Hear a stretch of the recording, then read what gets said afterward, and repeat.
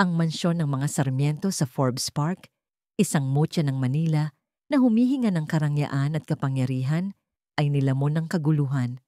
Ang tila walang katapusang hiyaw ni Beatriz Bea San Jose ang bumalot sa bawat sulok ng maringal na pasilyo, sinisira ang payapa nitong katahimikan. Ang tinig niya, na karaniwan ay mayabang at matinis, ay ngayoy puno ng matinding sakit, isang huni ng paghihirap na bumiyak sa hangin. Si Bea, na 2 buwan nang mas maaga sa takdang panahon ng panganganak, ay ngayon ay nanlulumo sa sahig na marmol ng sala. Ang kanyang katawan ay pinipilipit ng hindi inaasahang panganganak. Ang mga kasambahay na nakasuot ng kani-kanilang uniforme ay nagkalat sa paligid. Ang kanilang mga mukha ay balot ng takot at pagkalito. May nagtakip ng bibig, may nagdasal ng tahimik, may tumayo lamang na naninigas. Hindi alam kung ano ang gagawin. Si Manang Fe, ang matandang mayordomo na matagal nang naglilingkod sa pamilya Sarmiento, ay sinubukan ng lahat upang pakalmahin si Bea. Ang kanyang kumakalam na tinig ay pilit na inabot ang pusong balot ng kirot. Konting tiis lang binibini Bea. Bulong niya habang hinahaplos ang pawis na noon ang ginang. Narito na ang tulong, malapit na. Ngunit ang bawat salita ay tila bumabagsak sa bingi na tainga. At ang mga hiyaw ni Bea ay lalo lamang lumakas, kasabay ng kanyang pagpilipit. Sa gitna ng kaguluhang ito, mula sa loob ng kusina na mas maingay kaysa karaniwan, tahimik na lumabas si Elena Reyes, ang hamak na tagalinis, nakasuot ng kanyang kupas na asul at kulay abong uniforme. Ang kanyang presensya ay tila isang anino lamang, isang bahagi ng mga kasambahay na bihirang napapansin. Halos hindi umiiral sa mata ng mga nakatira sa marangyang mansyon. Subalit, sa oras na yon, may kakaibang naganap. Ang kanyang mga mata, na karaniwan ay malalim at malungkot at laging umiiwas sa direktang tingin, ay ngayon ay matatalas, puno ng isang desisyong matagal nang natutulog. Ang kanyang tindig ay bahagyang tumuwid at sa bawat hakbang niya, palapit sa naghihirap na si Bea, tila unti-unting lumabas ang isang tao na matagal nang ikinubli. Nang lumapit si Elena, nagtagpo ang kanilang mga mata. Ang naghihirap na si Bea at ang tahimik na si Elena. Sa kabila ng matinding kirot, ang pagmamataas ni Bea ay nanatiling buo at ang kanyang mga salita ay lumabas na parang lason. "Lumayo ka! Marumi!" Bulyaw niya, ang kanyang tinig ay halos nawasak na sa paghihirap. "Huwag kang lumapit sa akin at sa anak ko. Tumawag kayo ng doktor." Ngayon na, ang mga mata ni Bea ay nag-aapoy sa poot. Tila mas kinasusuklaman niya ang presensya ni Elena kaysa sa sarili niyang sakit. Ang mga salitang iyon ay tumama kay Elena, hindi sa unang pagkakataon, at tila nanggaling sa isang walang katapusang listahan ng mga insulto. Subalit, sa pagkakataong ito, hindi niya pinansin. Ang kanyang isip ay walang naririnig, kundi ang tawag ng isang mas mataas na pangangailangan. Ang paggising ng isang instinct na matagal nang inilibing.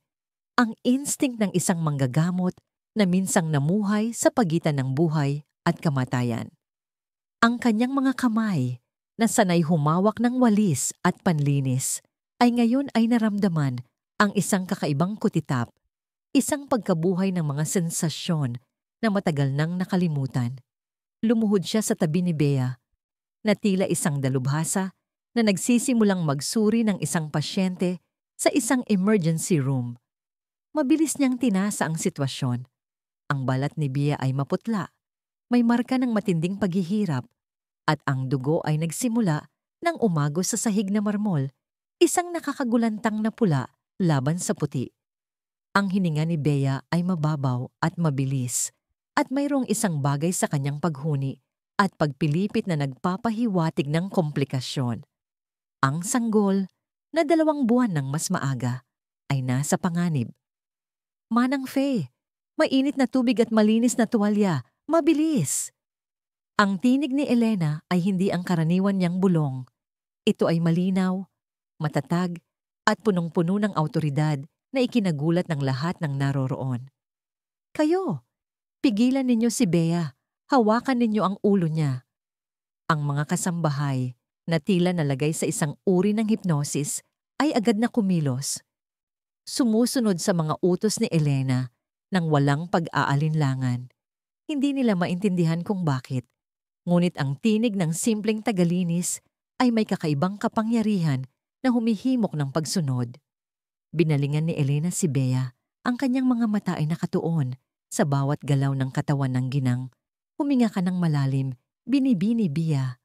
Utos niya, ang kanyang tinig ay mas malambot na, ngunit puno pa rin ng matinding pangangailangan. Sa bawat paghilab, huminga ka at umire. Ganyan, malakas. Kaya mo yan. Sa bawat salita, tila ipinagkaloob ni Elena ang lakas na kailangan ni Bea. Ang kanyang mga galaw ay tiyak, propesyonal, tulad ng isang bihasang doktor sa loob ng isang silid operahan. Sa kanyang isipan, nagpabalik-balik ang mga mabilis na imahe. Ang maliwanag na ilaw ng operating room, ang malalanghap na amoy ng antiseptiko, ang matinis na tunog ng mga kagamitang medikal na tila musika sa kanyang tainga noon. Isang matalim na sakit ang bumalik sa kanyang puso. Ang sakit ng isang karerang nawala, ng isang buhay na nawasak. Ngunit sa sandaling iyon, ang sakit ay ipinagpaliban at ang tanging nararamdaman niya ay ang matinding pangangailangan na iligtas ang isang buhay. Nagsimula ang matinding laban. Si Bea, sa pagitan ng mga hiyaw, ay pilit na sumusunod sa mga utos ni Elena. Ang mga kasambahay ay nanatiling nakatayo. Ang kanilang mga mata ay nakatuon kay Elena, ang tila kakaibang midwife na biglang lumitaw sa kanilang harap. Ang kanyang mga kamay, na matagal nang hindi humawak ng buhay sa ganoong paraan, ay gumalaw ng mabilis at tiyak. Kailangan niyang maging maingat. Ang sanggol ay premyo at si Bea ay nawawalan ng dugo. Walang sapat na gamit. Walang kumpletong steril na kapaligiran. Ngunit ang kaalaman ay nanatili sa kanyang utak, ang kasanayan ay nasa kanyang mga kamay. Ang oras ay tila bumagal. Ang bawat paghihilab, ang bawat pag-ire ay tila isang walang katapusang sandali. Ang pawis ay tumulo sa noo ni Elena at ang kanyang mga kamay ay nabalutan ng dugo. Ngunit hindi siya sumuko. Pinagtiisan niya ang pagtaas at pagbaba ng hininga ni Bea, ang kanyang mga hiyaw at ang takot sa mga mata ng mga nakapaligid. Sa wakas, pagkatapos ng isang matinding pagire, isang maliit, marupok na katawan ang lumabas, isang sanggol na lalaki. Siya ay payat, balat ay asul-puti at wala siyang umiiyak. Isang nakakapanindig balahibong katahimikan ang bumalot sa silid. Ang pag-asa ay tila nawala, ngunit hindi nag-aksaya ng sandali si Elena. Walang pag-aalinlangan, agad niyang isinagawa ang neonatal resuscitation. Mabilis niyang pinunasan ang sanggol, tinapik ang likod, at marahang minasahe ang dibdib. Ang bawat galaw ay puno ng kaalaman at desisyon. Ang buong silid ay nanatiling nakahinga. Ang bawat isa ay nagdarasal sa kanilang puso. Ang mga mata ni Manang Fe ay puno ng luha. Pagkatapos ng ilang segundong tila walang katapusan, isang mahinang iyak ang pumutol sa katahimikan. Mahina, ngunit puno ng pag-asa. Ang iyak ng isang bagong buhay, isang kolektibong buntong hininga ng ginhawa ang bumalot sa buong silid. Maraming mata ang lumuluha, hindi makapaniwala sa nangyari. Ang buhay ay nagtagumpay. Maingat na binuhat ni Elena ang sanggol. Ang kanyang mga mata ay nagniningning sa pagod, ngunit may kakaibang kagalakan. Ang maliit na bata ay nakahiga sa kanyang mga bisig. Napakaliit, napakamarupok. Ngunit buhay. Ang init ng balat ng sanggol ay tila gumising sa isang bahagi ng kanyang sarili na matagal nang natutulog. Sa isang iglap, naramdaman niya ang matinding pagmamahal, isang pagmamahal na nakalimutan niya ng matagal. Dahan-dahan, inabot niya ang sanggol kay Bea. Sa sandaling yon, merong isang bahid ng pasasalamat sa mga mata ni Bea, isang malalim na pagpapahalaga sa buhay na kanyang hawak. Ngunit, Tulad ng isang mabilis na pagbabago ng panahon, ang pagpapahalaga ay mabilis na napalitan ng kanyang nakasanayang pagmamataas. Nang sandaling iyon, si Miguel Sarmiento, ang fiancé ni Bea, ay humahangos na dumating sa sala. Ang kanyang mukha ay maputla sa takot. Ang kanyang buhok ay gulo-gulo. Tila tumakbo siya ng buong bilis mula sa kanyang opisina sa itaas. Nakita niya ang kaguluhan, ang dugo, at si Bea na hawak ang sanggol. Agad siyang lumuhod sa tabi ni Bea. Niyakap sila ng mahigpit. Ang kanyang tinig ay nanginginig sa kaligayahan at takot.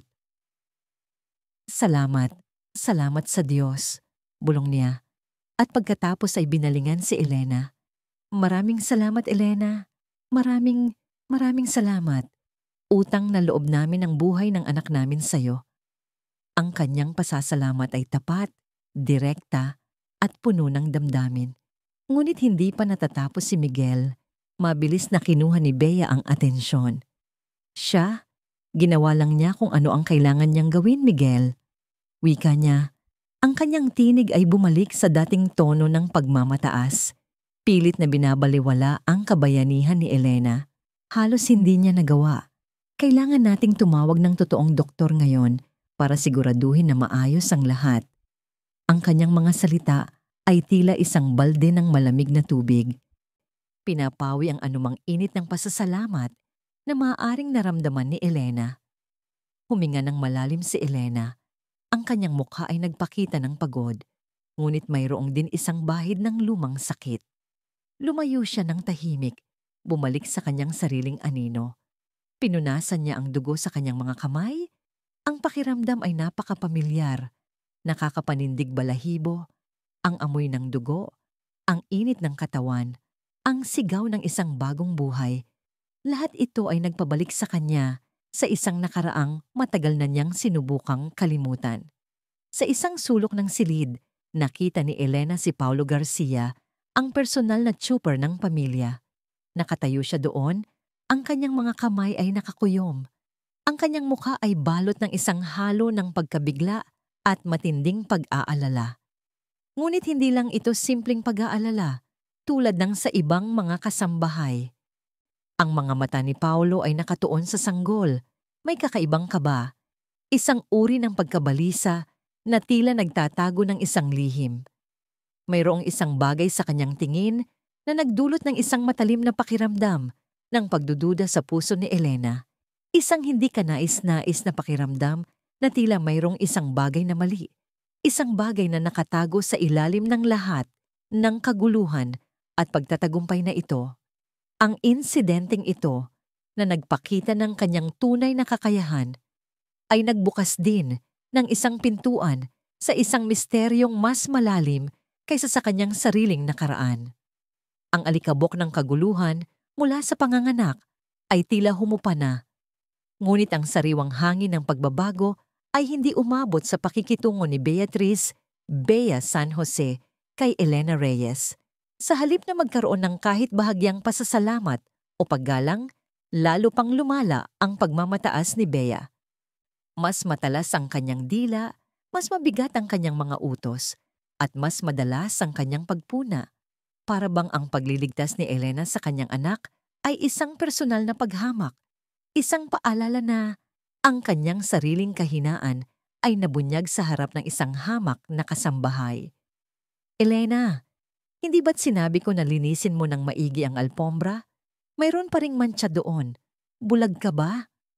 Ang matinis na boses ni Bea ay bumabalot sa malawak na living room habang nakaturo sa isang maliit na mantsa na halos hindi makita. Sa ibang araw, idadaan lang ni Elena sa tahimik na pagtatrabaho ang ganitong mga insulto. Ngunit ngayon, may iba na. Ang kanyang mga mata, na dating yumuyuko bilang tanda ng pagpapakumbaba, ay nagtatagal ng bahagya sa mantsa. Pagkatapos ay sa mukha ni Bea, bago tahimik na yumuko upang tuparin ang utos.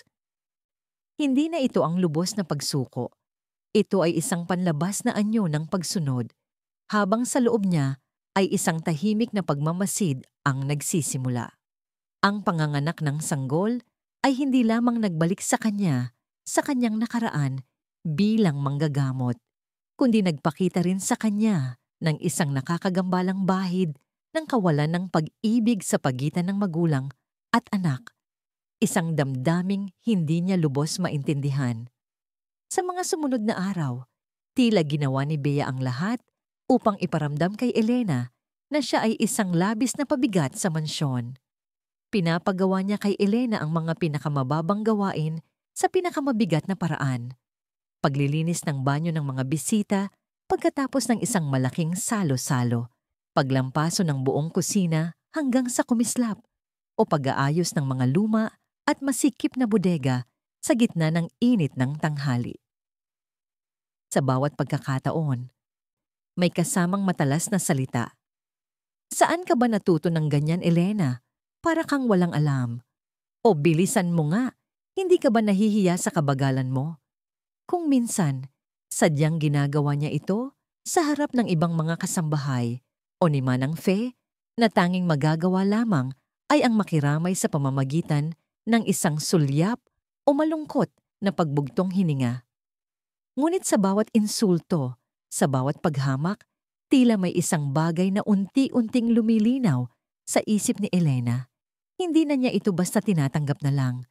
Sa gabi, pagkatapos ng mahabang araw ng trabaho, habang nakaupo si Elena sa kanyang maliit at simpleng kwarto sa likod ng mansyon, ang mga alaala ay nagsimulang magbalik.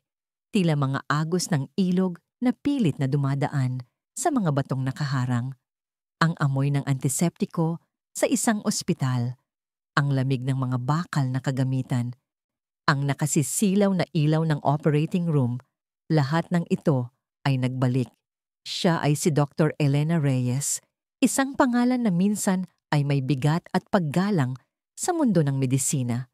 Sa edad na 35 taon, si Elena ay isa sa pinakamahuhusay na neurosurgeon sa Manila Prestige Hospital, isang institusyong kilala sa pagtanggap lamang ng mga piling pasyente at bihasang doktor. Ang kanyang mga kamay ay hindi lamang sanay sa paghawak ng walis, kundi sa paghawak ng scalpel na may katumpakan at kagalingan.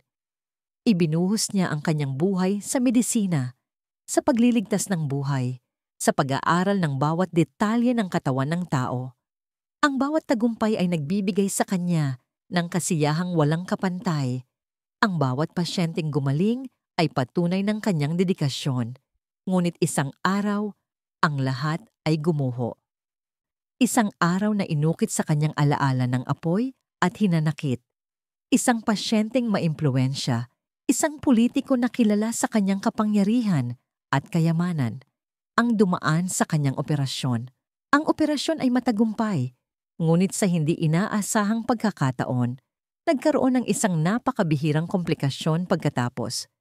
Isang komplikasyong hindi nakita, hindi masisisi sa kahit sinong manggagamot. Isang komplikasyong nasa 1% lamang ang posibilidad.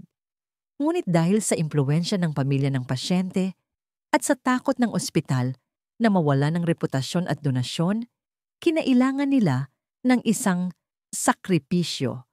At ang sakripisyo ay siya. Naaalala pa niya ang pakiramdam ng pagtataksil, ang pagkabigla ng tawagin siya sa opisina ng direktor, ang malamig at walang awa na mga mata ng mga abogadong nakapalibot sa kanya. Dahil sa iyong kapabayaan, Dr. Reyes. Ang mga salitang yon ay tila mga pananaksak sa kanyang puso, sa kanyang kaluluwa. Sinubukan niyang labanan. Nagbigay siya ng mga paliwanag, ng mga medikal na pag-aaral, ng mga pruweba na walang kapabayaan. Ngunit ang media ay naunahan na ng pera at impluwensya. Ang kanyang pangalan ay naging kasing kahulugan ng kapabayaan. Ang bawat headline ay nagtataas ng tanong tungkol sa kanyang integridad. Ang bawat news report ay nagpapakita ng kanyang mukha na balot ng pagkadismaya at pagod, na ipinipinta siya bilang isang walang pusong doktor na nagdulot ng kamatayan. Ang kanyang lisensya ay kinuha. Ang kanyang kredibilidad ay nawala. Ang kanyang karera, ang kanyang buhay, ang kanyang pagkatao. Lahat ay gumuho sa isang iglap. Ang mga kaibigan ay lumayo. Ang mga kasamahan ay umiwas at ang mga pasyente ay hindi na nagtitiwala. Ang dating Dr. Elena Reyes ay namatay sa mata ng mundo.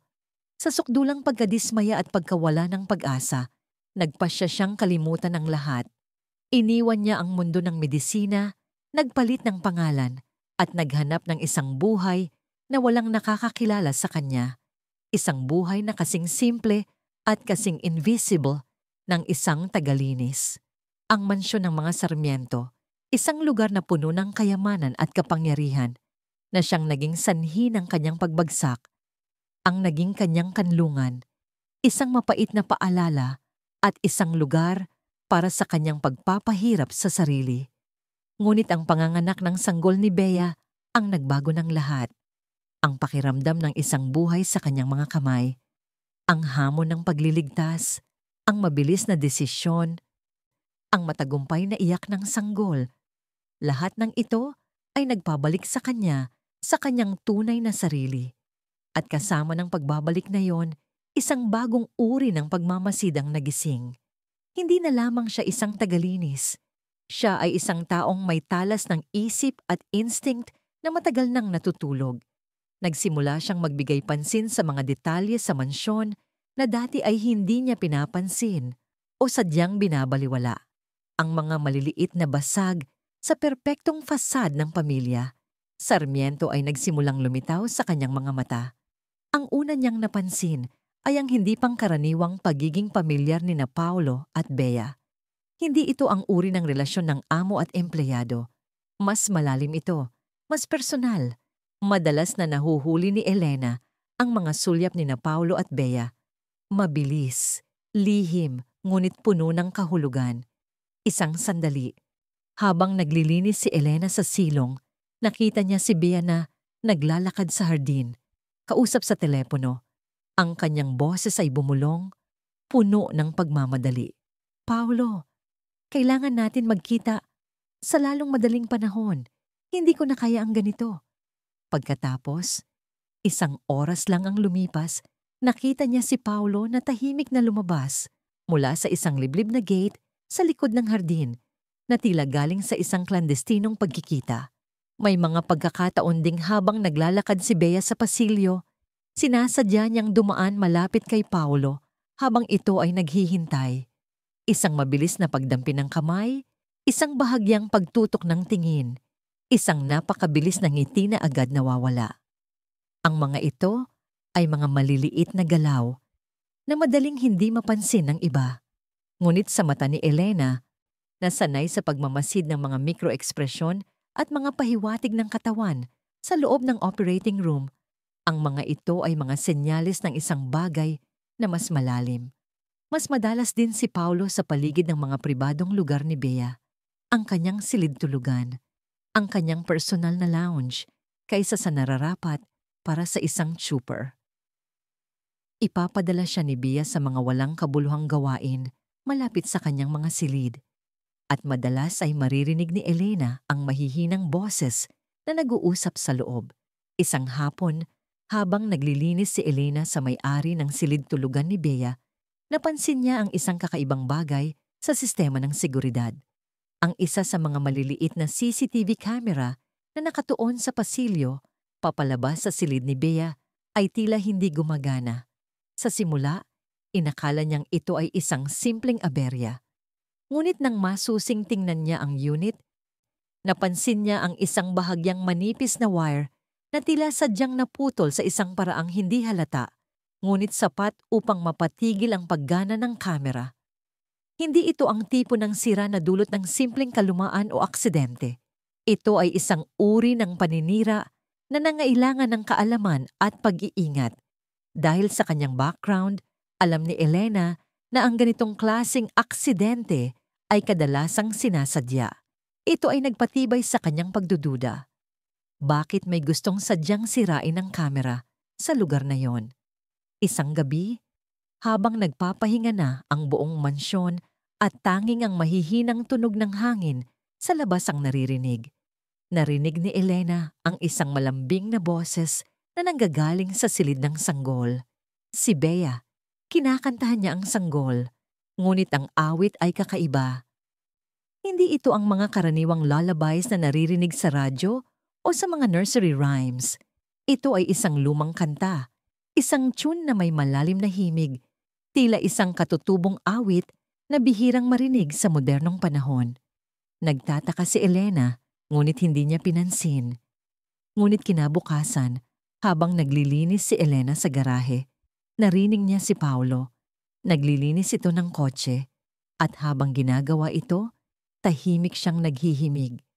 At ang himig na yon ay ang kaparehong kanta na kinanta ni Bea sa sanggol noong nakaraang gabi. Isang matalim na pagkabigla ang dumaan sa katawan ni Elena. Hindi ito maaaring magkataon. Ang awit na yon ay isang personal na kanta, hindi isang pangkaraniwan. Ano ang ibig sabihin nito? Mayroong isang malalim na koneksyon sa pagitan ni Bea at Paolo kaysa sa inaakala. Ilang araw pa ang lumipas.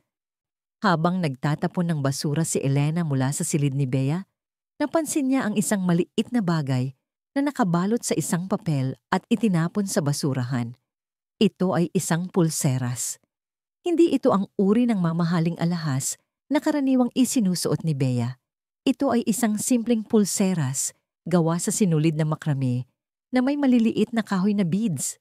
Napakapayak at lubos na hindi akma sa marangyang estilo ni Bea. Ngunit pamilyar ito kay Elena. Naaalala niyang minsan ay nakita niya si Paolo na bumibili ng ganoong uri ng mga handcrafted na bagay sa isang maliit na palengke sa Divisoria, isang lugar na malayo sa Forbes Park. Bakit nasa basurahan ni Bea ang pulseras na ito? Bakit niya itinapon? Ang mga serye ng maliliit na insidente ay nagsimulang maging isang malaking palaisipan sa isip ni Elena. Ang mga sulyap, ang mga lihim na tawag, ang sinirang kamera, ang kakaibang lullaby, ang simpleng pulseras, lahat ay tila itinuturo sa iisang direksyon. Ang sanggol. Hindi ba ito anak ni Miguel? Ang pagdududa ay naging isang matinding hinala. Ang damdamin ng hustisya na matagal nang nabaon sa ilalim ng kanyang pagkatao ay nagsimulang magising. Hindi na ito tungkol sa kanyang sariling paghihiganti, kundi sa paghahanap ng katotohanan. Ang kanyang instinct bilang isang investigator na minsan ay ginagamit niya upang masuri ang bawat posibleng diagnosis ay bumalik. Nagsimula siyang mangalap ng ebidensya, tahimik at maingat, tila isang anino sa sarili niyang mundo. Sa bawat paglilinis, sa bawat pagkakataon, ang kanyang mga mata ay nananatiling matalim. Binalikan niya ang mga security camera. Alam niyang hindi niya kayang ibalik ang mga sira. Ngunit sinubukan niyang suriin ang sistema. Dahil sa kanyang kaunting kaalaman sa teknolohiya at ang matalas niyang isip, alam niyang mayroong mga cache o temporary files na naiwan sa memorya ng system bago ito tuluyang masira. Lihim niyang inaccess ang main server ng security system mula sa isang lumang computer sa storage room, isang computer na inakala ng lahat ay sira na. Ginugol niya ang mga oras na dapat ay tulog na siya. Pilit na iniretrieve ang mga fragment ng data. Mahirap. Malabo ang mga imahe, pixelated, ngunit sapat upang magbigay ng mga pahiwatig. Nakita niya ang malabong hugis ni Bea at Paolo sa mga pasilyo, sa mga oras na dapat ay wala sila doon. Ang kanilang mga anino ay magkadikit, na tila nagkikita ng lihim. Ito ay hindi sapat upang maging matibay na ebidensya, ngunit sapat upang patunayan ang kanyang hinala. Nagkaroon din si Elena ng isang maliit na notebook, kasing laki ng kanyang palad, na itinago niya sa ilalim ng kanyang kutsyon. Sa bawat araw, isinusulat niya dito ang mga obserbasyon. Oktubre 12, 10 p.m. Bea kausap Paulo sa telepono. Boses bulong, hardin. Oktubre 13, noise and noygay m. Paulo lumabas sa likod ng hardin. Oktubre 15, 7 p.m. Bea kinanta ang kakaibang lullaby.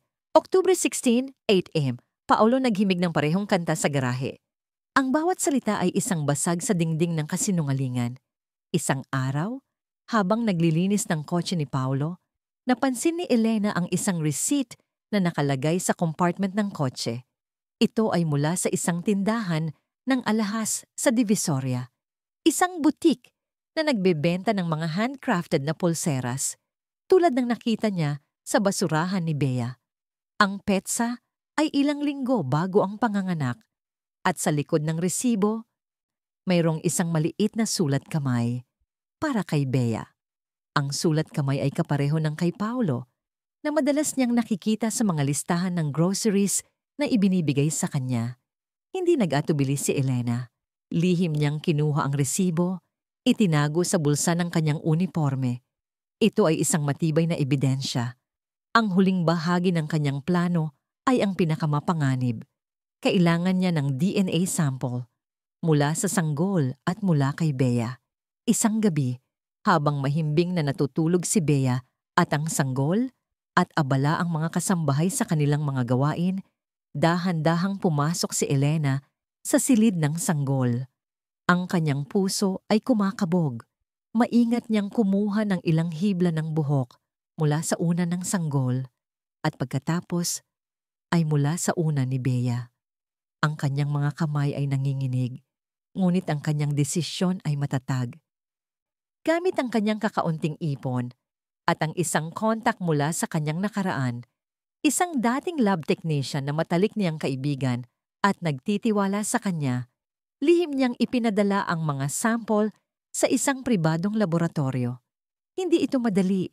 Kinailangan niya pang pumunta sa isang malayo at liblib na lugar upang hindi siya makita. Sa bawat hakbang, nararamdaman niya ang matinding panganib, ngunit ang pangangailangan na malaman ang katotohanan ay mas matindi. Ang paghihintay sa resulta ay parang isang walang katapusang pagdurusa. Ngunit alam niyang malapit na siyang malaman ang sikreto na matagal nang nakatago sa loob ng mga pader ng mansyon ng mga Sarmiento. Ang lihim na ito ang magpapalaya sa mga nakakulong at magtatago sa mga nagtatago. Ang nakakapigil hiningang paghihintay ay nagtapos nang dumating ang sobre. Payak lang ito puti at may selyo ng pribadong laboratorio, ngunit ang bigat nito ay tila naglalaman ng lahat ng lihim at katotohanan na matagal nang nakakubli sa loob ng mansyon ng mga Sarmiento. Kinabahan si Elena habang hawak ang sobre. Ang mga kamay niya, na minsang humawak ng buhay at kamatayan sa operating room, ay nanginginig ngayon sa pag-aalinlangan. Hindi niya ito agad binuksan. Sa halip, inilapag niya muna ito sa kanyang maliit na lamesa sa kwarto at umupo sa gilid ng kanyang kama. Pinakalma ang sarili. Ang kanyang puso ay kumakabog ng malakas, hindi lamang sa takot, kundi sa isang uri ng pag-asa na hindi niya akalaing mararamdaman pa. Pagkatapos ng ilang sandali ng pagninilay, huminga siya ng malalim at dahan-dahang binuksan ang sobre. Ang mga mata niya ay naglakbay sa bawat salita, sa bawat numero, hanggang sa marating niya ang pinakamahalagang bahagi. Ang konklusyon. Hindi siya nagulat. Sa loob-loob niya, alam na niya. Ngunit ang makita ito sa nakasulat, ang makita ang siyentipikong patunay, ay nagdulot pa rin ng matinding epekto. Ang resulta ng DNA ay walang pag-aalinlangan. Si Paulo Garcia ang biological na ama ng sanggol. Ang dugo ay talagang mas malapot kaysa sa tubig. At sa pagkakataong ito, hindi ito ang dugo ng mga Sarmiento. Ang pagpapatunay na yon ay nagbigay kay Elena ng isang kakaibang lakas. Ito ay hindi lamang tungkol sa paghahanap ng katotohanan. Ito ay tungkol sa pagpapanumbalik ng katarungan. Hindi lamang para kay Miguel, kundi marahil sa isang makasagisag na paraan, para na rin sa kanyang sarili. Kailangan niyang harapin si Paulo. Sa kanyang isip, binalangkas niya ang bawat hakbang, bawat salita. Napili niya ang garahe bilang lugar ng kanilang paghaharap.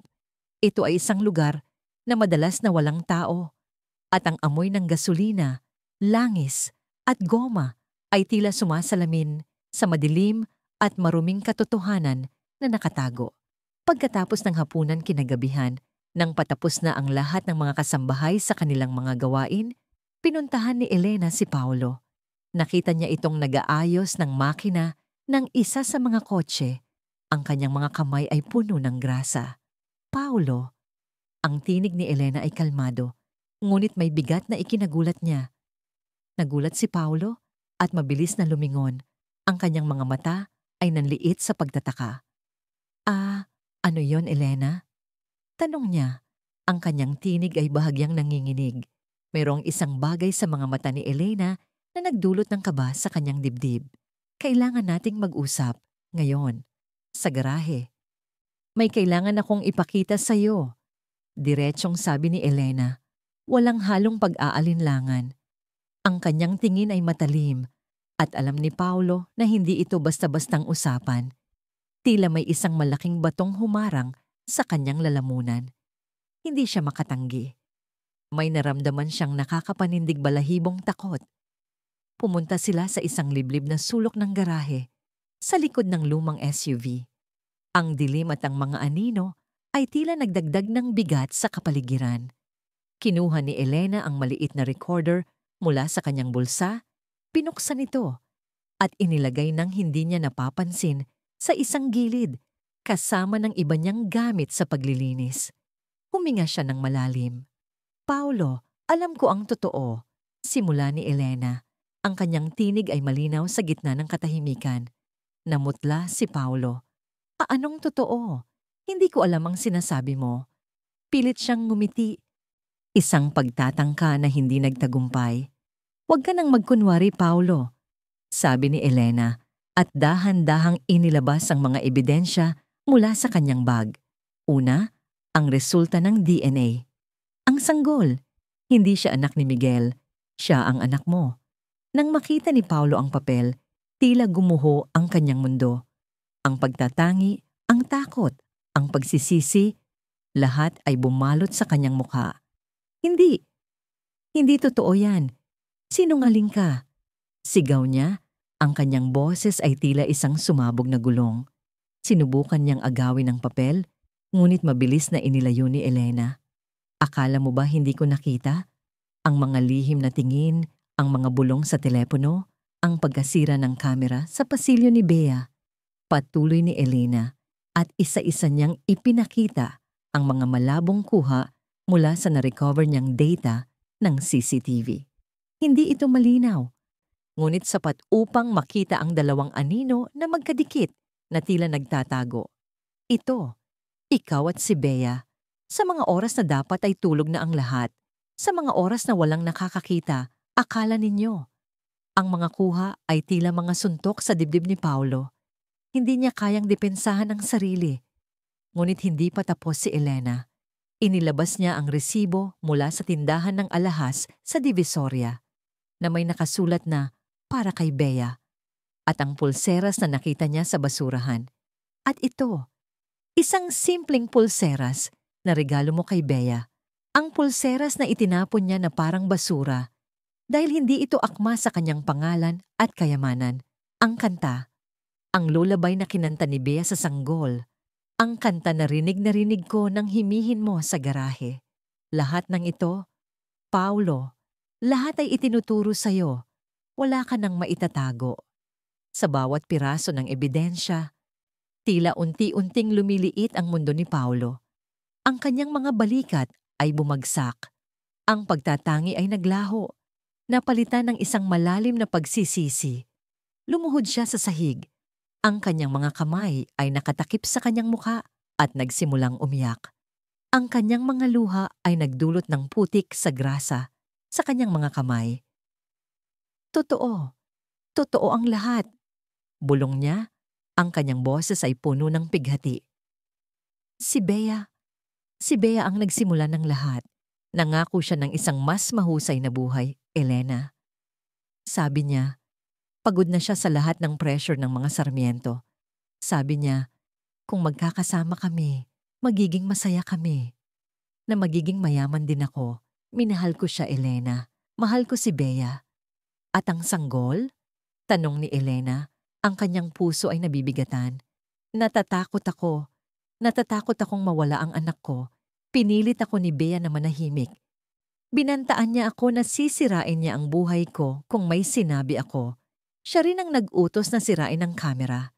Sabi niya, walang makakaalam. Siya ang nagplano ng lahat. Patuloy ni Paulo, ang kanyang mga salita ay tila mga bulong mula sa impyerno. Pero ako ang ama. Ang anak ko ang nasa panganib. Ano na ang mangyayari sa amin?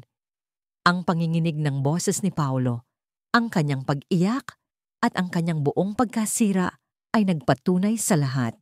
Tahimik na pinakinggan ni Elena ang bawat salita. Ang recorder ay patuloy na gumagana.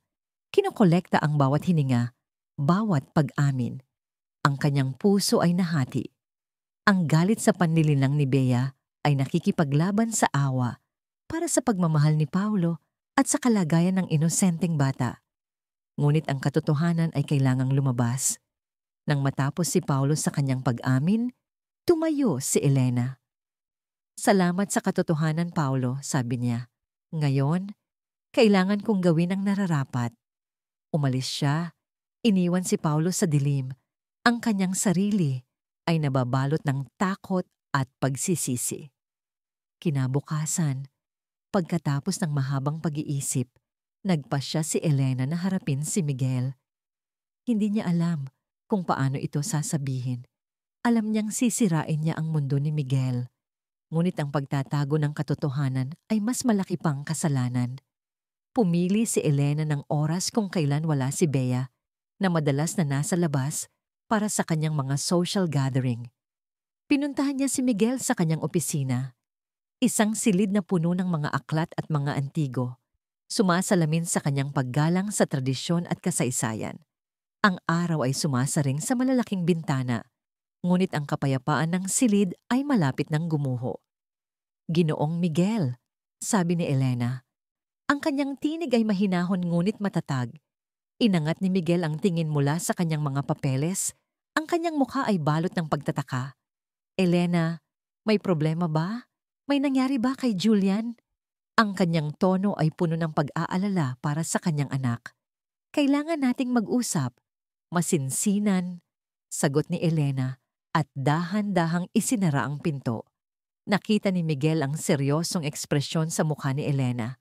Napansin niya ang sobre sa kamay nito at ang pamilyar na kaba na naramdaman niya mula pa noong panganganak ay bumalik. Ano yon? Tanong niya. Ang kanyang boses ay nagiging mas seryoso. Humiga ng malalim si Elena. Miguel, may kailangan kang malaman tungkol kay Bea at sa sanggol. Dahan-dahang inilabas ni Elena ang mga ebidensya. Ang ulat ng DNA muna. Ito ang resulta ng DNA test. Ang sanggol ay hindi mo anak, Miguel. Sa simula, hindi naintindihan ni Miguel ang sinabi ni Elena. Ang kanyang mga mata ay nanliit sa pagkalito. Anong pinagsasabi mo, Elena? Julian ay anak ko. Huwag kang magbiro ng ganyan. May galit sa kanyang boses, isang galit na galing sa pagtatangi at takot. Sana ay biro lang ito, Miguel, sabi ni Elena. Ang kanyang boses ay puno ng pighati. Ngunit ang agham ay hindi nagsisinungaling. Inilapag niya ang papel sa lamesa, itinuro ang mga numero at mga pangalan. Si Paulo Garcia, siya ang biological na ama. Nang makita ni Miguel ang pangalan ni Paulo at ang mga detalye ng DNA, tila huminto ang mundo niya. Ang kulay sa kanyang mukha ay nawala. Napalitan ng puti, tila isang estatwa. Ang kanyang mga kamay ay nanginginig at ang kanyang mga mata ay nanlalaki sa matinding sakit at pagtataksil. Hindi ito totoo. Bulong niya. Ang kanyang boses ay halos hindi marinig. Niloloko mo ako, Elena. Naway niloloko ko lang po kayo, Miguel, sabi ni Elena, at dahan-dahang ipinakita ang iba pang ebidensya. Ang mga malabong kuha mula sa CCTV, ang mga petsa at oras ng mga lihim na pagtatagpo ni Bea at Paulo. Ang mga tala ng mga tawag, ang resibo, ang kwento tungkol sa lulabay at pulseras. At sa huli, inilabas niya ang recorder. At ito, ang pag-amin ni Paulo, mismo sa kanyang sariling bibig. Narinig ni Miguel ang tinig ni Paulo, ang kanyang pag-amin, ang kanyang pagtukoy kay Bea. Ang bawat salita ay tila mga suntok sa kanyang kaluluwa. Ang kanyang mundo ay gumuho sa isang iglap. Ang pagmamahal, ang tiwala, ang lahat ng pinaniniwalaan niya tungkol sa kanyang pamilya at sa kanyang kinabukasan. Lahat ay naging abo.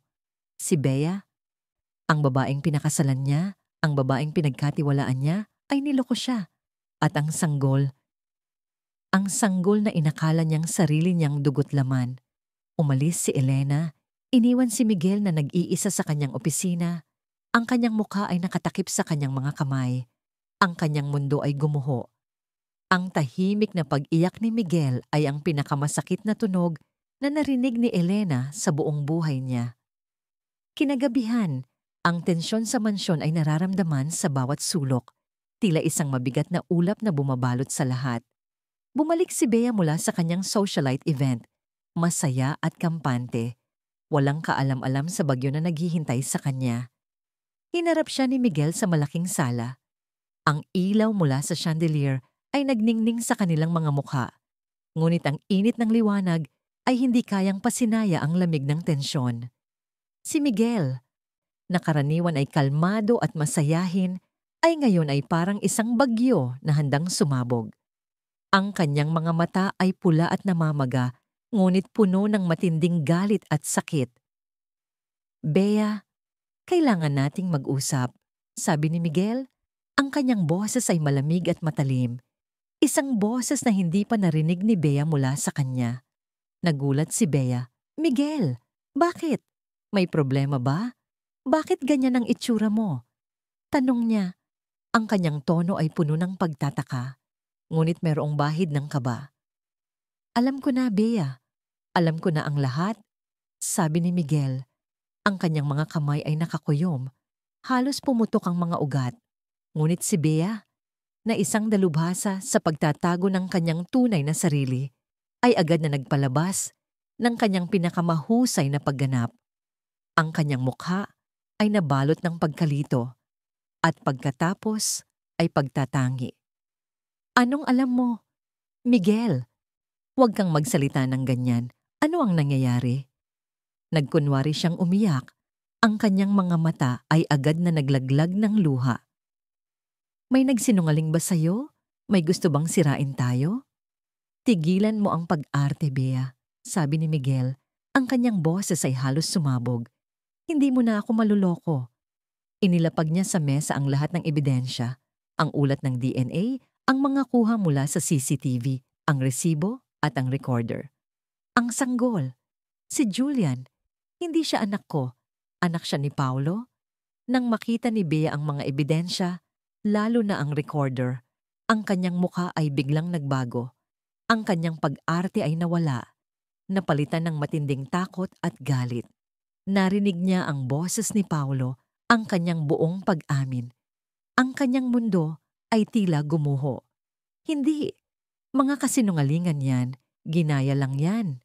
Sigaw niya, ang kanyang boses ay matinis, puno ng desperasyon. Sinubukan niyang itago ang katotohanan. Ngunit nang inilabas ni Miguel ang lahat, nang walang natira para sa kanya upang itago, unti-unti siyang bumagsak. Wala ka nang matatakbuhan, Bea. Narinig ko mismo ang boses ni Paulo. Nakita ko ang mga ebidensya, sabi ni Miguel. Ang kanyang tinig ay puno ng matinding sakit. Paano mo nagawa ito sa akin? Paano mo nagawa ito sa amin? Sa wakas, pagkatapos ng mahabang pagtanggi at pagtangis, bumagsak si Bea. Hindi na niya kayang magkunwari. Ngunit ang kanyang pag-amin ay hindi nagdala ng pagsisisi. Sa halip, ito ay puno ng pagmamataas at pagtatangi. Ano mo ngayon kung totoo? Ikaw ang may kasalanan dito, Miguel. Palagi kang abala sa iyong trabaho, sa iyong pamilya. Hindi mo ako binibigyan ng atensyon. Ang buhay na ito sa mansyon puro paimbabaw. Gusto ko lang ng masaya at malayang buhay. Gusto ko lang ng seguridad at kaligayahan. Ang bawat salita ay tila isang balde ng malamig na tubig. Hindi siya nagsisisi. Siya ay nagtatangi. Ang gusto mo lang ay pera at posisyon, Bea. Hindi ako. Sabi ni Miguel, ang kanyang mga mata ay nanlalamig. Ang huling bahagi ng kanyang pagmamahal ay tuluyan ng namatay. Ang kasal natin ay tapos na. Tapos na ang lahat. Tumayo si Bea. Ang kanyang mukha ay namumula sa galit. Hindi mo ito magagawa sa akin. Ako ang ina ng iyong anak. Hindi mo ako basta-basta itatapon. Hindi siya anak ko. Matigas na sabi ni Miguel. Ang kanilang relasyon ay tuluyan ng gumuho sa gitna ng sigawan, luha at matinding pagtataksil. Ang mga kasambahay na nakarinig ng lahat mula sa malayo ay tanging magagawa lamang ay ang yumuko ang ulo sa pighati.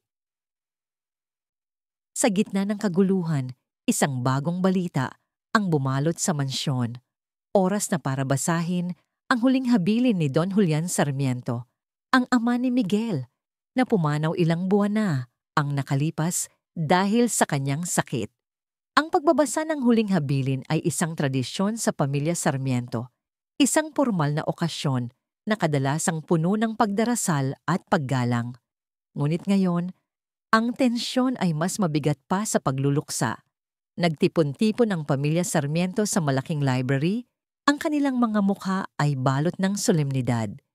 Naroroon si Miguel na may balat na halos puti at si Bea na may mga mata na pula at namamaga, ngunit pilit na nagtatago sa likod ng isang maskara ng pagtatangi.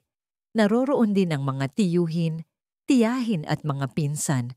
Lahat ay nag-iisip kung ano ang nilalaman ng huling habilin ng matandang patriarka. Tahimik na tumayo si Elena sa isang sulok kasama ang iba pang mga kasambahay. Inutusan ni Manang Fe na saksihan ang kaganapan. Ngunit ang kanyang presensya ay hindi lamang bilang isang kasambahay. Mayroong isang kurot ng kaba sa kanyang dibdib na tila may isang malaking lihim na malapit ng mabunyag. Ang abogado ng pamilya, si Atty. Ramirez, isang matandang Ginoo na may mahabang buhok at makapal na salamin, ay nagsimulang basahin ang dokumento.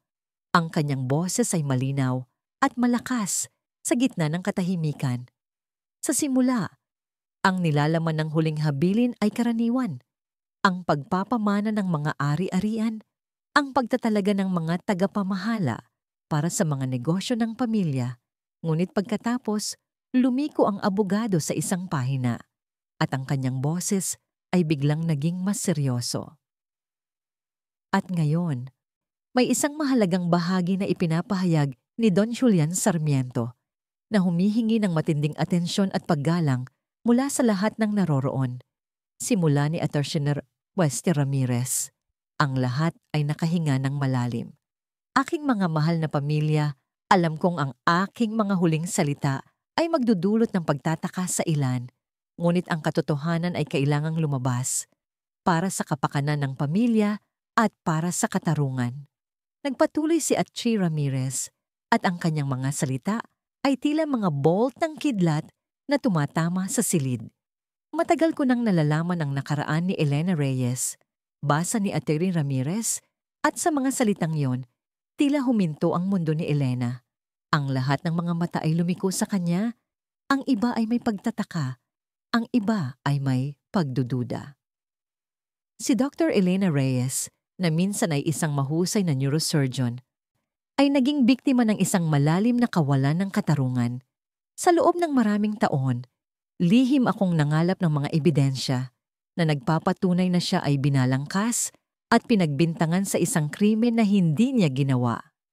Ang mga pamilya ay nagbulungan, gulat at pagtataka ang bumalot sa kanilang mga mukha. Si Miguel ay nakatitig kay Elena. Ang kanyang isip ay nagpoproseso ng lahat ng impormasyon. Si Bea, na nakikinig sa lahat, ay tila nakalimutan ang lahat ng kanyang problema at ngayon ay nakatitig kay Elena na may matinding takot at galit. Ang mga dokumentong ito na aking ipapamahagi sa inyo ay naglalaman ng mga bagong patunay, mga saksing hindi nakapagpatotoo noon at mga ulat ng mga eksperto na nagpapatunay sa kanyang kawalang sala, patuloy ni Atty. Ramirez. Kaya, sa pamamagitan ng aking huling habilin, si Elena Reyes ay ganap na binubuhay ang kanyang pangalan. Ang kanyang karangalan at ang kanyang lisensya sa medisina ay dapat na maibalik sa lalong madaling panahon nang walang pag-aalinlangan. Ang mga luha ay lumandas sa mukha ni Elena. Ito ang sandaling pinangarap niya, ang sandaling akala niya ay hindi na darating.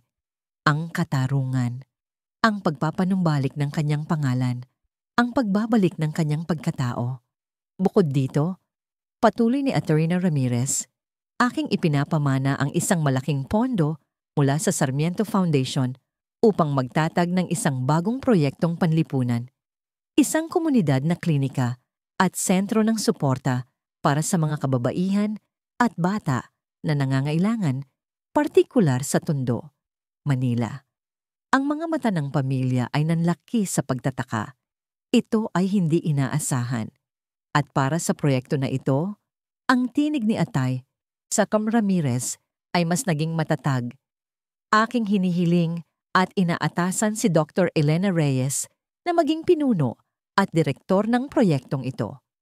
Sa kanyang dedikasyon, sa kanyang talino, at sa kanyang karanasan sa pagdurusa, alam kong siya ang pinakamahusay na makakapamahala at makakapagbigay ng pag-asa sa mga nangangailangan. Sa kanya ipinagkakaloob ang buong kapangyarihan sa pagpapatakbo ng proyektong ito. Hindi makapaniwala si Elena sa kanyang narinig. Ito ay hindi lamang pagpapawalang sala. Ito ay isang bagong simula, isang bagong layunin, isang pagkakataon upang gamitin ang kanyang mga talento para sa kabutihan. At para naman kay Beatriz San Jose, ang tinig ni Attorney Ramirez ay naging matalas at ang lahat ay napalingon kay Bea. Kung ang kasal kay Miguel Sarmiento ay hindi matutuloy, o kung ito ay mawawala dahil sa anumang kapabayaan o panlilinlang na nagmula sa kanyang panig, siya ay hindi makakatanggap ng anumang mana mula sa pamilya Sarmiento. Ang lahat ng mga ari-arian na nakatalaga sa kanya ay automatikong ililipat sa Sarmiento Foundation para sa proyektong panlipunan. Ang mga mata ni Bea ay nanlaki sa matinding takot at galit. Lahat ng kanyang pinaghirapan, lahat ng kanyang pinangarap, lahat ay nawala. Ang kanyang mukha ay namutla at tila gumuho ang kanyang katawan. Ang di inaasahang twist na ito mula sa dinamatay na Don Julian Sarmiento ay nagpatunay na ang matanda ay matalino at mapagmasid hanggang sa huling hininga. Alam niya ang lahat. Nakita niya ang lahat. At sa huling pagkakataon, ipinakita niya ang kanyang kapangyarihan at paghahanap ng katarungan. Ang mansyon ng mga Sarmiento na matagal nang nagtago ng mga lihim at kasinungalingan ay sa wakas ay nabuksan. At sa gitna ng pagkasira, mayroong isang pag-asa na isinilang. Ang tahimik ngunit nakabibinging paghaharap ay tapos na. Ang mga salita ni Don Julian na inukit sa kanyang huling habilin ay umalingaw-ngaw pa rin sa buong mansyon ng mga Sarmiento na parang isang nagbabagang selyo ng hustisya na sumunog sa mga kasinungalingan at nagliwanag sa katotohanan. Ngayon, ang bigat ng katotohanan ay nakasampa sa mga balikat ni Miguel Sarmiento na tila isang malaking bato na handang dumurog sa kanyang puso. Naiwan si Miguel sa kanyang opisina, ang mga labi ng pagkabigla at pait ay bumabalot sa kanyang mukha. Ang mga dokumentong nagpapatunay sa panlilinlang ni Bea ay nakakalat sa kanyang mesa. Bawat papel ay tila isang balang tumama sa kanyang pagkatao. Ang boses ni Paulo sa recorder ay patuloy na umalingaw-ngaw sa kanyang isipan, isang paalala ng pagtataksil na inakala niyang hindi niya kailanman mararanasan. Ang kanyang mundo, na binuo sa pundasyon ng pagtitiwala at pagmamahal, ay gumuho sa isang iglap. Ang sakit ng pagtataksil ay mas matindi pa kaysa sa anumang sakit na kanyang naranasan. Ito ay isang sugat sa kanyang pagmamataas, sa kanyang puso, sa kanyang buong pagkatao. Paano niya hindi nakita? Paano siya nabulag ng ganito? Ang mga tanong ay walang tigil na bumabalik-balik sa kanyang isipan na parang mga martilyo na walang awa. Ngunit sa gitna ng matinding sakit at galit, mayroong isang maliit na tinig, isang bulong ng pag-asa na nagmula sa loob ng kanyang puso. Ito ay ang tinig ng kanyang ama, si Don Julian. na nagtanim ng pagmamahal sa pamilya at katarungan sa kanyang puso. At pagkatapos, ang imahe ng sanggol, si Julian na maliit, ay sumagi sa kanyang isipan. Pumunta si Miguel sa silid ng sanggol. Ang maliit na bata ay mahimbing na natutulog sa kanyang kuna. Ang kanyang maliliit na kamay ay nakakuyom. Ang kanyang mukha ay inosente at payapa. Sa mga sandaling iyon, tila ang lahat ng sakit at galit ay nawala. Tiningnan ni Miguel ang sanggol. Ang kanyang mga mata ay puno ng paghahanap. Ang maliit na ilong, ang bilog na pisngi, ang marupok na paghinga. Walang bakas ng panlilinlang sa bata. Siya ay inosente, walang alam sa lahat ng gulong nangyari. Isang biktima lamang siya ng mga maling desisyon ng matatanda. Julian, bulong ni Miguel, ang kanyang tinig ay nanginginig. Dahan-dahan niyang inabot ang kanyang kamay at marahang hinaplos ang pisngi ng sanggol. Ang init ng balat ng bata ay tila nagpalambot sa kanyang puso. Ang dugo. Hindi siya galing sa kanyang dugo, ngunit ang pagmamahal, ito ba ay mas matimbang kaysa sa dugo? Binalikan niya ang mga salita ng kanyang ama. Si Don Julian ay isang tao ng prinsipyo, isang tao na pinahahalagahan ang katarungan at kabutihan. Kung si Don Julian ay handang magtiwala kay Elena, na isang stranghero, upang ibunyag ang katotohanan, kung gayon ay may mas malalim pa sa buhay kaysa sa mga nakasanayang patakaran ng lipunan. Ang kanyang ama ay nagplano ng matagal, hindi lamang upang ilantad si Bea, kundi upang makahanap ng isang taong may tunay na integridad. At sa proseso, isang inosenteng buhay ang nalikha. Ang puso ni Miguel ay kumakabog ng malakas. Ang kanyang isip ay nag-iisip. Kung itatakwil niya ang bata, ano ang mangyayari kay Julian? Siya ay magiging isang biktima ng pangungutya, isang bata na walang kinabukasan sa lipunan. At si Paulo? Siguradong itatakwil din ni Bea ang bata, at si Paulo ay hindi kayang magbigay ng maayos na buhay para sa bata. Ang ideya ng pag-iwan sa inosenteng sanggol na ito sa isang walang katiyakang kinabukasan ay nagdulot ng mas matinding sakit kaysa sa kanyang sariling nasirang pagmamataas. Hindi, bulong niya, hindi ko ito magagawa. Hindi ko itatakwil ang isang inosenteng bata. Iyon ang sandali na nagbago ang lahat, ang desisyon. Isang desisyong higit pa sa dugo, higit pa sa pagmamataas, higit pa sa sakit ng pagtataksil. Ito ay isang desisyon ng pag-ibig, ng habag, ng tunay na kahulugan ng pamilya. Kinuha ni Miguel si Julian sa kanyang mga bisig at iniyakap ng mahigpit. Ang maliit na bata ay nagising at dahan-dahang nangumiti. Ang kanyang mga mata ay kumikinang sa ilaw ng silid. Julian, sabi ni Miguel, ang kanyang tinig ay puno ng matinding damdamin. Ikaw ang anak ko. Hindi man kita dugo, ngunit ikaw ang anak ko sa puso. At ipinapangako ko, ibibigay ko sa iyo ang lahat. Mamahalin kita, poprotektahan kita, at ibibigay ko sa iyo ang kinabukasan na nararapat sa iyo. Ang kanyang mga salita ay hindi lamang isang pangako sa bata, kundi isang pangako sa kanyang sarili at sa alaala ng kanyang ama. Ito ay isang pagkilala sa isang mas mataas na uri ng pag-ibig, isang pag-ibig na bumabalot sa lahat ng pagtataksil at sakit. Ang kanyang pagmamahal ay lalampas sa dugo at mga pormalidad. Sa sumunod na araw, ang buong mansyon ay nakasaksi sa pagbagsak ni Bea. Ang kanyang pagmamataas, na matagal nang naging kanyang baluti, ay tuluyang nadurog. Sa ilalim ng mga utos ni Miguel at ng pagtalima sa huling habilin ni Don Julian, pinalayas siya sa mansyon ng mga Sarmiento. Ang mga kasambahay na matagal nang naging saksi sa kanyang pagmamataas at kalupitan ay tahimik na nakatayo. Ang kanilang mga mata ay puno ng sari-saring damdamin, awa, galit, at isang uri ng katarungan. Si Bea, na nakasuot ng isang mamahaling damit, ngunit may mukha na balot ng galit at kahihiyan, ay naglakad palabas ng mansyon.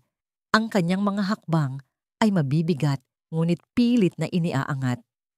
Wala siyang dalang anumang bagay mula sa mansyon, maliban sa mga damit at alahas na personal niyang pag-aari.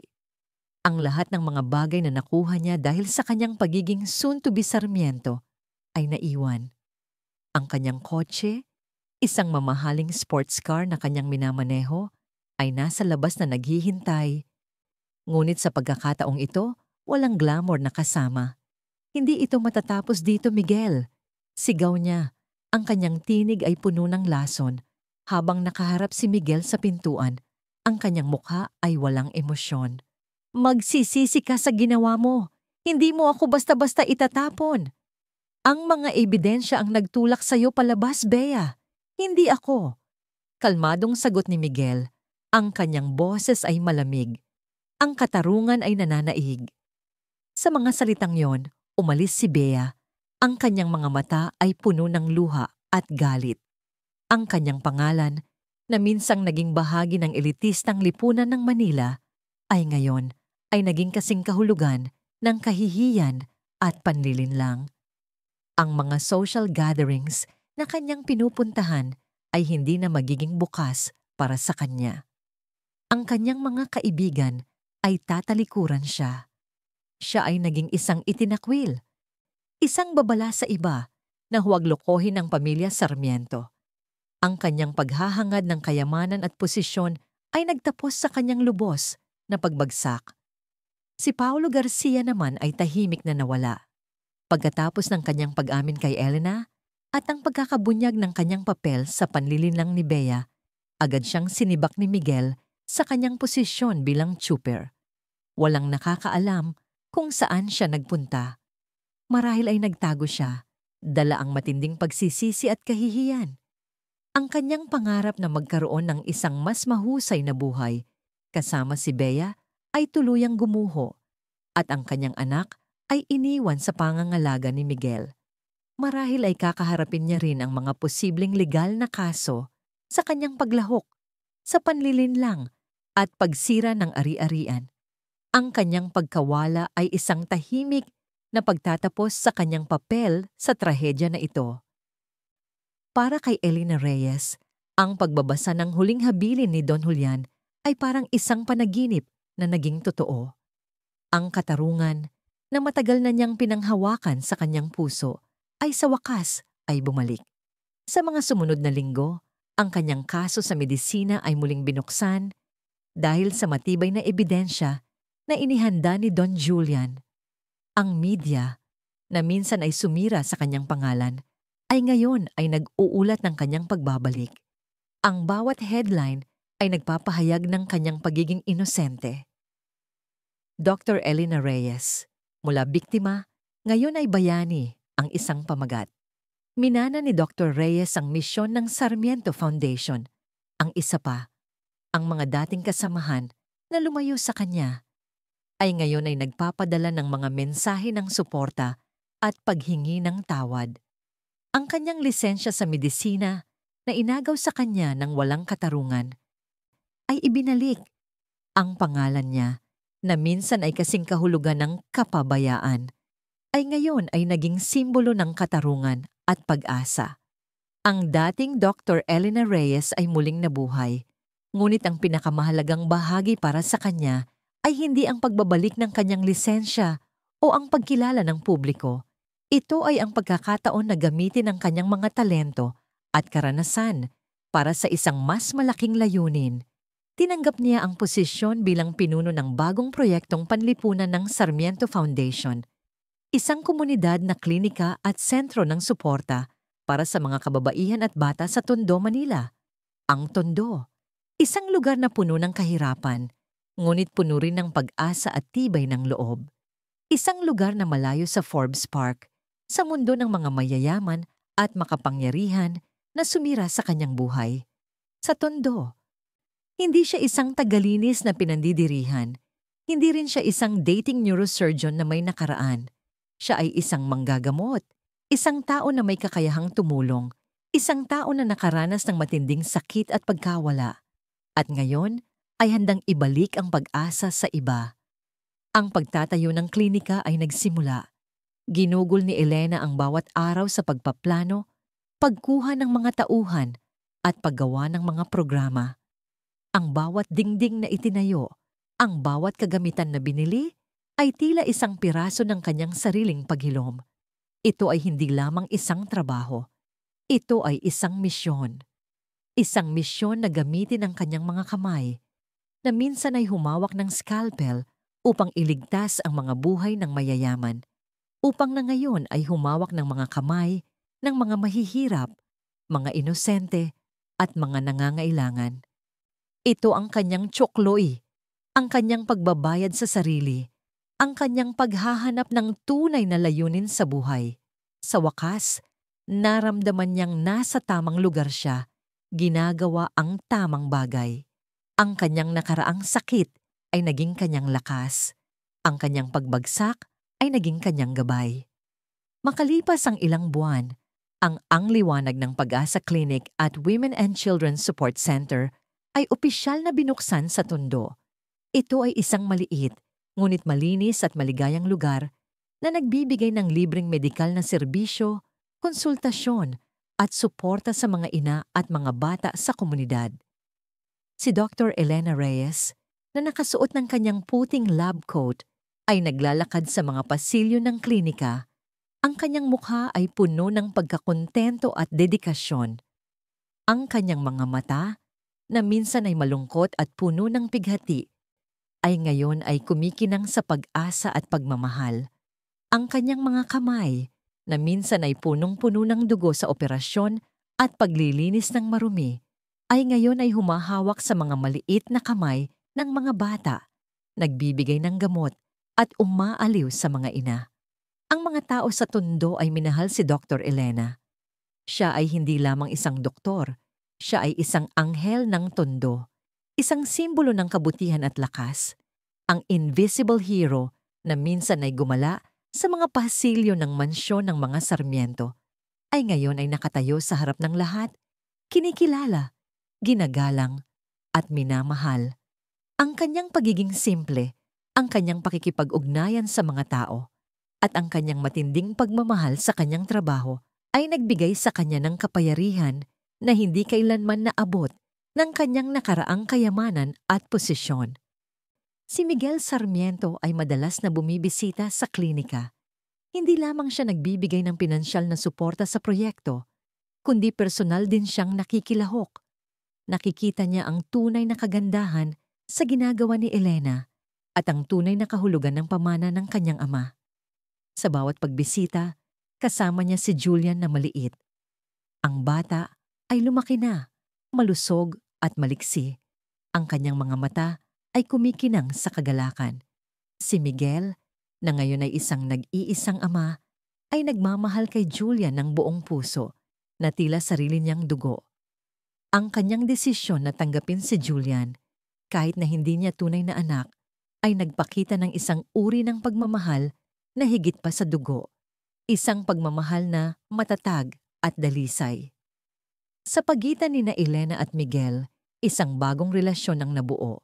Hindi ito ang uri ng pag-ibig na romantiko, kundi isang mas malalim at matatag na pundasyon ng paggalang, pagtitiwala, at tunay na pagkakaibigan. Sila ay mga kasosyo ngayon, hindi lamang sa proyekto, kundi sa paggawa ng isang mas mahusay na mundo para sa mga nangangailangan. Naupo sila minsan sa isang bangko sa labas ng klinika, pinagmamasdan ng mga bata na naglalaro. "Salamat, Elena," sabi ni Miguel.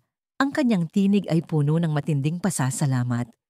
Salamat sa pagiging totoo, sa pagbubunyag ng katotohanan, at sa pagpapakita sa akin ng tunay na kahulugan ng pamilya at pag-ibig. Ngumiti si Elena. Salamat din, Miguel, sa pagtitiwala at sa pagbibigay sa akin ng pagkakataong ito. Ito ang aking bahay ngayon. Ito ang aking layunin.